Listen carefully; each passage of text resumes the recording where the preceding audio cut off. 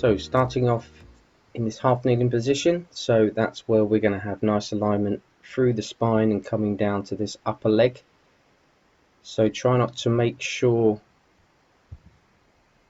that this leg is too far forward or too far back. We want to have that leg straight down. That's the important part.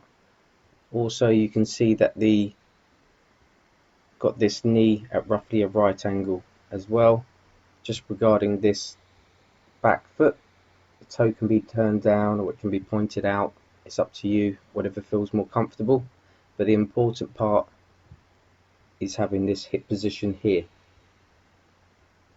Hands can be on the sides of the hip, and that will help control the pelvis roll, because what we're going to do, if you just watch the pelvis, we're going to roll that pelvis back. So that's going into a posterior tilt. So I'm just going to play that back again.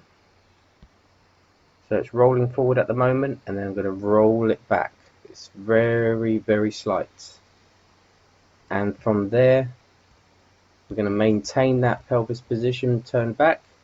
Hands can be on the rib cage, because that's just going to show that the rib cage now is going to be drawn down.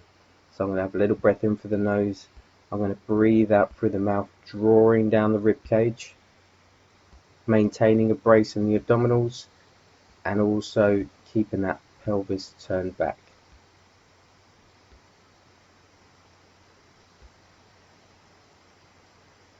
So just from the front view, you can see that the alignment here within the hip. So try to keep this alignment, this leg in line with the hip. And you'll also notice here that there is a slight bit of adduction happening at this hip here, which is good, because that can stretch the side of the hip as well. And hands are on the side of the hip, and from here you can just see there's the little tuck under with the posterior tilt. So from here, just maintaining the pelvis and rib cage position, keeping the chin in a packed position as well, and just holding the stretch for time.